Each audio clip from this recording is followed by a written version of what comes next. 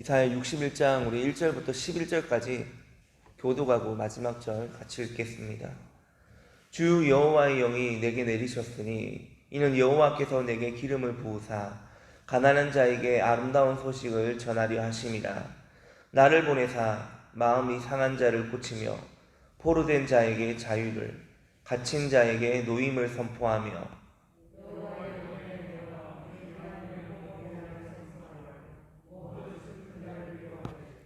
무릇 시온에서 슬퍼하는 자에게 화관을 주어 그 죄를 대신하며 기쁨의 기름으로 그 슬픔을 대신하며 찬송의 옷으로 그 근심을 대신하시고 그들이 의의 나무 곧 여호와께서 심으신 그 영광을 나타낼 자라 일컬음을 받게 하려 하심이라.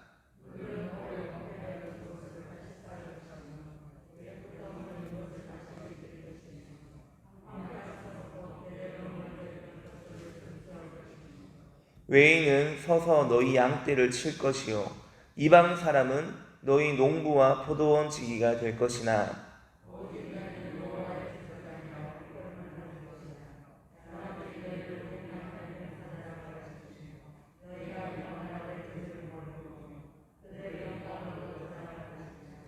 너희가 수치 대신에 보상을 배나 얻으며 능력 대신에 몫으로 말미암아 즐거워할 것이라. 그리하여 그들의 땅에서 갑절이나 없고 영원한 기쁨이 있으리라.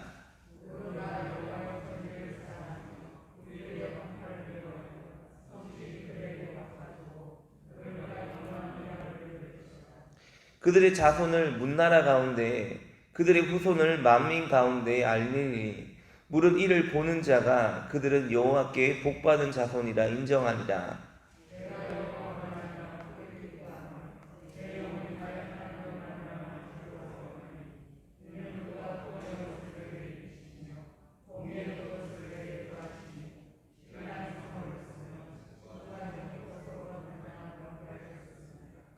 땅이 싹을 내며 동산이 거기 뿌린 것을 움돋게 함같이 주 여호와께서 공의와 찬송을 모든 나라 앞에 솟아나게 하시리라.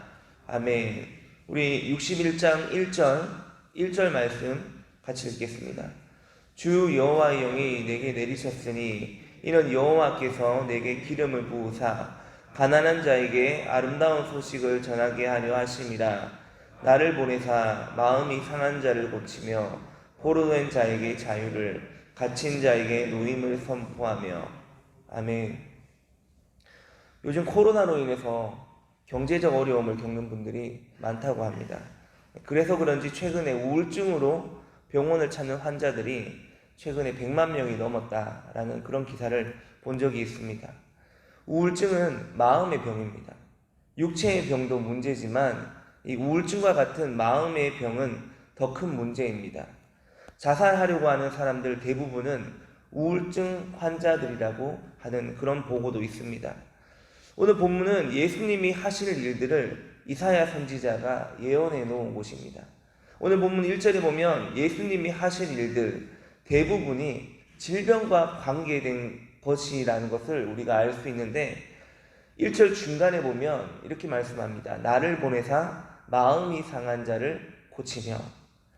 이사야 선지자가 제일 먼저 언급하는 게 마음이 상한 것을 말하고 있습니다.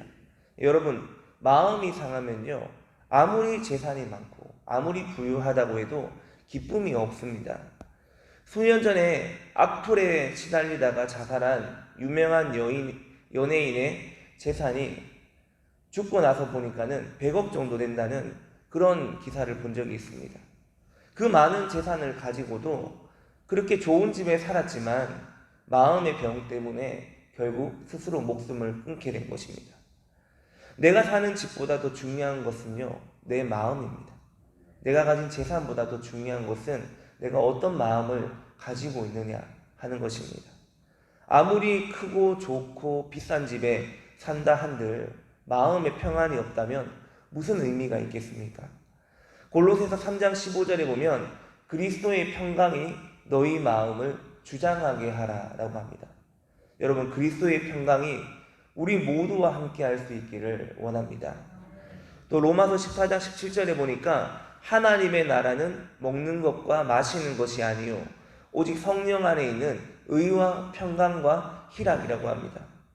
여러분, 예배 드릴 때마다 또 기도하는 시간마다 성령 안에 있는 평강과 희락이 여러분의 삶과 가정과 일터 가운데 부어질 수 있기를 축원합니다. 오늘 본문 1절을 다시 보면 마음이 상한 자, 그리고 말하는 것에 포로된 자, 갇힌 자에 대해서 같이 말을 합니다. 이사야 선지자가 예언한 이런 부류의 사람들이 지금 이 시대에는 너무나 많이 있게 되었습니다. 마음이 상한 자, 또 전쟁에서 포로되진 않았지만 죄와 마귀에게 포로되어 살아가고 있는 사람들, 또 전쟁터의 포로는 아니지만 무언가에 갇혀서 살아가는 자들이 지금 주변에 둘러보면 너무나 많이 있다는 것을 우리는 쉽게 발견할 수 있습니다. 그래서 누가복음 4장 18절에 보면 예수님이 오늘 읽었던 이 이사야의 예언을 직접 언급하시면서 갇힌 자를 눌린 자라는 다른 표현을 사용해서 말씀합니다. 내가 눌린 자를 자유롭게 하기 위해 이 땅에 왔다라고 말씀합니다. 또 사도행전 10장 38절에 보면 마귀에게 눌린 모든 사람을 고치셨으니, 마귀에게 눌린 사람들이 있는데 마귀에게 눌리면 병이 생길 수 있다는 겁니다. 대부분의 질병이 하나님으로부터 오는 것이 아닙니다. 여러분, 질병은요 여러 가지 연유로 인해서 발생되는 겁니다. 그런데 제가 이 시간에 여러분들께 드리고 싶은 말은, 만약에 질병을 하나님이 주신다고 가정한다면, 그렇지 않지만 하나님이 주신다고 가정한다면요, 예수님이 이 땅에서 사역하실 때 치유 사역을 하시면 안 되었습니다. 무슨 이유가 있어서 하나님이 질병을 주셨는데 아버지의 뜻을 어기고 예수님이 질병을 고친다고 한다면 예수님이 이 땅에 오셔서 아버지의 뜻을 저버리는 것이 되므로 논리적으로 맞지 않습니다. 그래서 결국 질병은 하나님께로부터 온 것이 아니라고 우리가 봐야 됩니다. 계시록 20장 4절에도 보면 천국에는 아픈 것이 다시 있지 아니한다고 했습니다. 여러분, 천국에는요 질병이 없습니다. 천국에 질병이 없다는 말은 하나님이 질병을 가지고 있지 않다는 의미입니다. 질병은요 하나님에게서 나오는 것이 아니라 마귀에게서 나오는 것입니다. 그런데 하나님이 질병을 준다고 생각하는 사람들이 많이 있습니다. 여러분, 어느 누구도 자신의 자녀들이 말을 안 듣는다고 몸에 암을 준다거나 불치병을 줘서 훈계하지 않습니다. 이와 같이 하나님에게는 질병이 없기 때문에 하나님은 사람에게 질병을 주지 않습니다. 마귀가 줄 때 하나님이 허용하시는 것으로 보는 것이 맞습니다. 예수님은 마귀에게 눌려서 고통당하는 자들을 고쳐주러 이 땅에 오셨습니다. 예수님은 병을 주시는 분이 아니라 병을 고쳐주시는 분입니다. 누가복음 4장 38절 39절에 보면 예수께서 일어나 회당에서 나가사 시몬의 집에 들어가시니 시몬의 장모가 중한 열병을 앓고 있는지라 사람들이 그를 위하여 예수께 구하니 예수께서 가까이 서서 열병을 꾸짖으신데 병이 떠나고 여자가 곧 일어나 그들에게 수종드니라. 여러분, 누가복음 4장에 보면 예수님이 질병을 향해 꾸짖었습니다. 여러분, 병은요 꾸짖어야 떠납니다. 그래서 우리가 치유 기도할 때 입으로 선포하고 있습니다. 왜? 질병을 꾸짖어야 되니까 입으로 선포하는 것입니다. 그래서 여러분, 우리가 치유 기도할 때 입으로 선포하는 것이 중요합니다. 예수님은 하나님에게 베드로 장로의 병을 고쳐달라고 기도하지 않았습니다. 질병을 향해서 꾸짖었습니다. 예수님이 질병을 꾸짖은 이유는 질병의 배후에 어떤 인격을 가진 존재가 있기 때문입니다. 요한일서 3장 8절에 보면 하나님의 아들이 나타나신 것은 마귀의 일을 멸하려 하려 하십니다. 여러분, 질병은 마귀의 일입니다. 예수님이 자기에게 오는 병자들을 다 고쳐주신 이유는 마귀의 일을 멸하기 위해서 고쳐주신 것입니다. 예수님은 지금도 이 일을 하고 계십니다. 우리 뒤쪽으로 좀 넘겨서 누가복음 13장 보겠습니다. 신약 성경 117쪽입니다.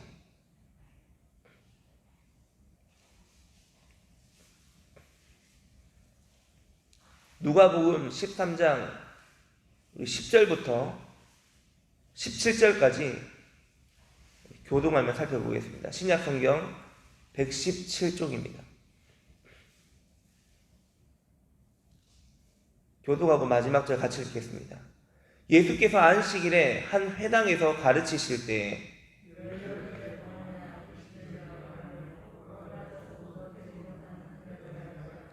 예수께서 보시고 불러 이르시되 여자여 네가 네 병에서 놓였다 하시고 회당장이 예수께서 안식일에 병 고치는 것을 분내어 무리에게 이르되 일할 날이 엿새가 있으니 그동안에 와서 고침을 받을 것이요 안식일에는 하지 말 것입니다 하거늘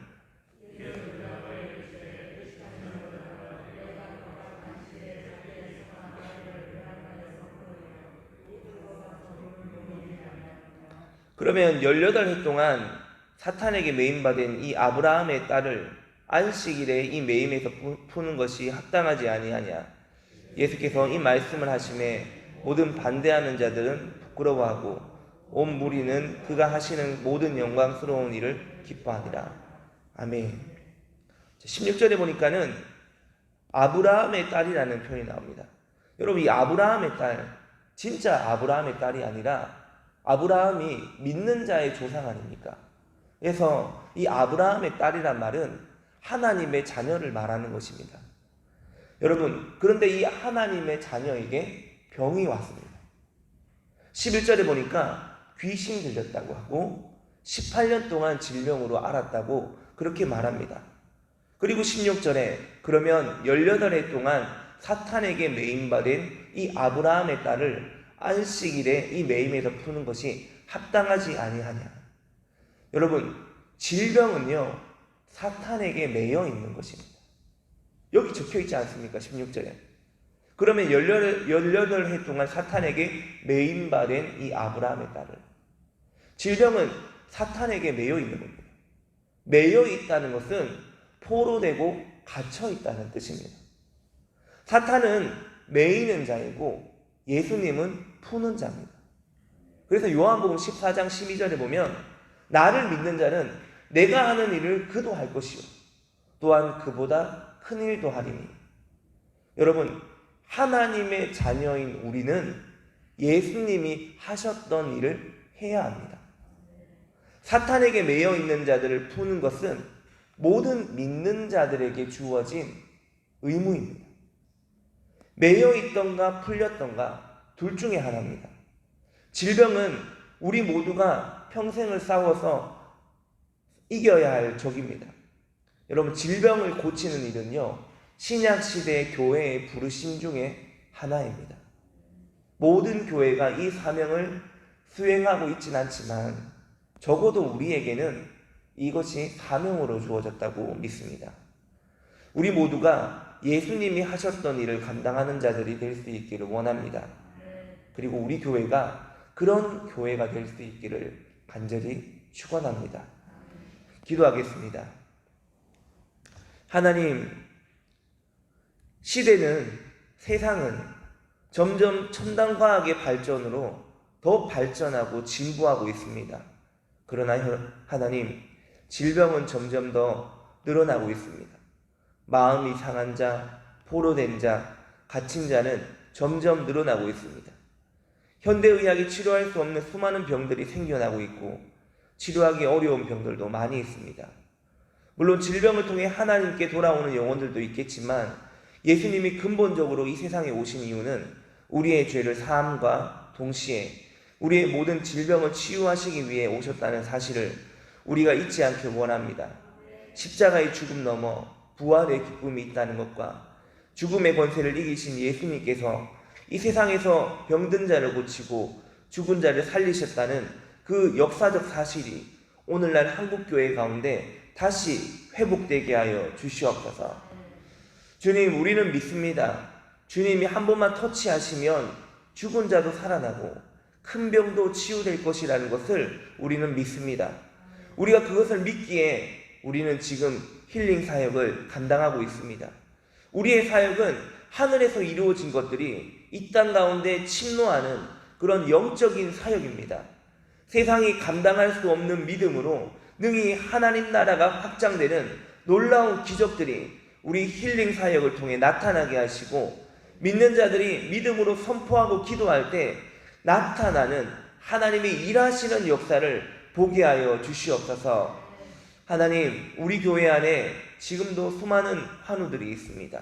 작고 큰 질병으로 고통당하고 있는 많은 성도들이 있습니다. 생과 사를 오고 가는 심각한 질병을 가진 성도들도 있습니다. 하나님, 우리가 믿음으로 선포할 때, 우리가 힐링 사역을 통해서, 또한 셀 안에서, 목장 안에서 우리가 믿음으로 선포할 때 치유하시는 하나님의 영광을 보게 하여 주시옵소서. 우리가 예수의 이름에 권세가 있다는 것을 믿습니다. 믿는 자에게는 지금도 하나님께서 예수님이 행하신 그 치유의 역사하심을 나타내실 줄로 믿습니다. 하나님, 우리가 믿음으로 선포할 때, 믿음으로 기도할 때 병든 자가 치유되고 안진뱅이가 일어나는 이런 기적의 역사가 일어난다는 것을 우리가 믿고, 지금도 믿음으로 하나님 이 모든 사역을 능히 감당할 수 있는 새날 공동체가 되게 하여 주시옵소서. 감사드립니다. 예수님 이름으로 기도드립니다. 아멘. 하늘에 계신 우리 아버지, 아버지의 이름을 거룩하게 하시며 아버지의 나라가 오게 하시며 아버지의 뜻이 하늘에서와 같이 땅에서도 이루어지게 하소서. 오늘 우리에게 일용할 양식을 주시고, 우리가 우리에게 잘못한 사람을 용서하여 준 것 같이 우리 죄를 용서하여 주시고, 우리를 시험에 빠지지 않게 하시고 악에서 구하소서. 나라와 권능과 영광이 영원히 아버지의 것입니다. 아멘. 오늘은 5대 사역